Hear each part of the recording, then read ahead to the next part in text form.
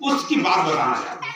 हमारे अभी ये सच्चिदानंद में जो 3 रूप हैं, ब्रह्मा विष्णु महेश, तो 3 रूप से ही हमारी पूरा सिस्टम, प्रभु का जो रूप वास्तविक रूप है, प्रभु की जो महाशक्ति है परम परमात्मा की, वो 3 रूपों में, ब्रह्मा विष्णु महेश, सत्य चित आनंद।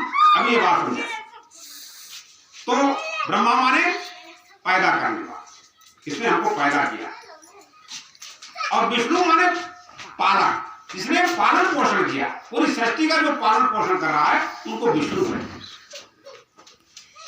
और भगवान शंकर के पास जो विभाग है वो है डिस्ट्रॉय, मान नष्ट करने, नष्ट कर भगवान शंकर के पास। तो पूरे विश्व ने इस बात को समझा कि यही जो बात है यही सत्य है, यही महाशक्ति है।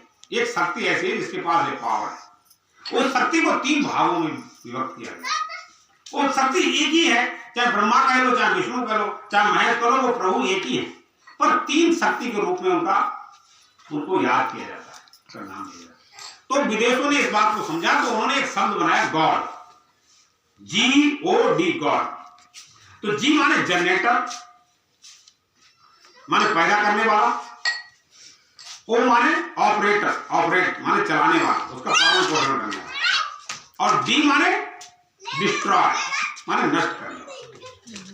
तो सारी दुनिया में हमारे सनातन धर्म की ही बात की मांग कर रही है, और आज हम ना अपने सनातन धर्म को छोड़कर इधर उधर भटक गए, उसकी जो मूल बात है उस बात से ही हम भटक गए। तो अब विदेशों के लोग आ करके ना यहाँ सुख से नाचते हैं, गाते हैं, वृंदावन ऐसी जगह देख लो, ऋषिकेश में देखो, और बहुत सी ऐसे धार्मिक स्थलों पे देखो, काशी मथुरा, हर जगह विदेशों के लोग आके ना तो यहाँ कमरा लेकर के अपने वो परिधान उतार करके और भारतीय परिधानों में अपने शरीर को सुशोभित करके और वस्त्रों को पहन करके और राधा बन करके यहाँ नृत्य कर रहे हैं, आनंद को प्राप्त हो रहे हैं। पर हम नहीं समझ पा रहे हैं कि हमारी संस्कृति में क्या है, हमारे जीवन में कौन सी ऐसी बात है जिससे हमारे जीवन में परम शांति को प्राप्त हो जाए।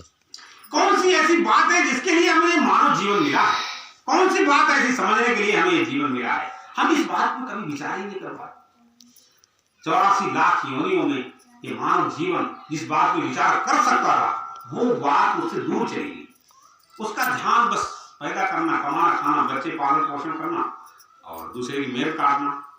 उम्र हो गई है और एक राष्ट्र का राष्ट्राध्यक्ष कह रहा जाओ उस पर गोला फेंका हो जाए, बम डाला। ये जीवन का मंत्र है, ये जीवन का मूल मंत्र है क्या? ये जीवन की स्थिति होनी चाहिए क्या?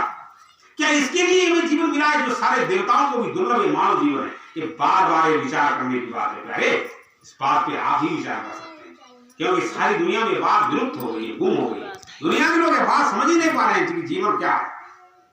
बहुत थोड़े लोग ये बात, थोड़े लोगों में बैठ की जा सकती है, क्योंकि इस बात को अभी आप कहीं चर्चा नहीं कर सकते। ज्यादा हजारों की संख्या में बात बोली नहीं जा सकती, मतलब ही नहीं समझेंगे लोग इस बात को, आखिर क्या बात है।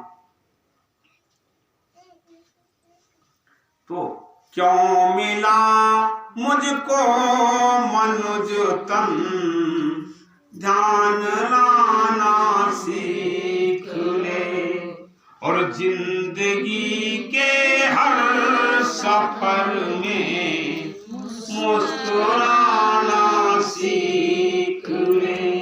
मुस्कुराना ऐसे नहीं आता किसी को, टाइम नहीं मुस्कुराने के लिए। हम इतने झंझट में पड़े हैं, मुस्कुरा नहीं सकते। क्यों? मुस्कुराहट हमारी विलुप्त हो गई।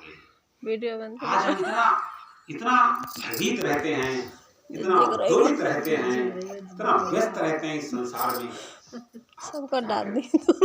अब देखो, एक जो जिसको ज्ञान होगा वो थोड़ा सा कार्य करके भी अपना जीवन मंगल में बना सकता है। अब जिसको ज्ञान नहीं होगा वो सारा दिन करता रहेगा और काम ही नहीं उसका करना होगा। ऐसे ही हमारा जीवन है। आपके पास टाइम कैसे निकलेगा जब आप सत्संग में नहीं जाएंगे, किसी अच्छे संत महापुरुष के शरण में नहीं जाएंगे, शास्त्रों की शरण में नहीं जाएंगे, तो आपको जीवन में टाइम निकालना ही नहीं आएगा। अरे भाग्यशाली हैं आप वो लोग जो ऐसे बैठकर सत्संग में बैठ के सत्संग करते हैं। किसी के पास समय नहीं, बहुत तो ऐसे हैं आप उनसे फोन करो वो बात ही नहीं है, आप उनके पास टाइम नहीं बात करने का। अरे तुम क्या करना चाहते हो? कौन सी बात साधना चाहते हो? कौन से जीवन में प्रादुर्भाव करना चाहते हो? कौन से जीवन को जीना चाहते हो? और ये सब होते होते ना एक दिन बस खत्म। सारे काम हम सुख शांति के लिए करते हुए और सब अच्छे अच्छा करना चाहते हैं, लेकिन ये संसार फिर हमारा साथ छोड़ने लगता है। अरे हम किसके लिए क्या कर रहे हैं?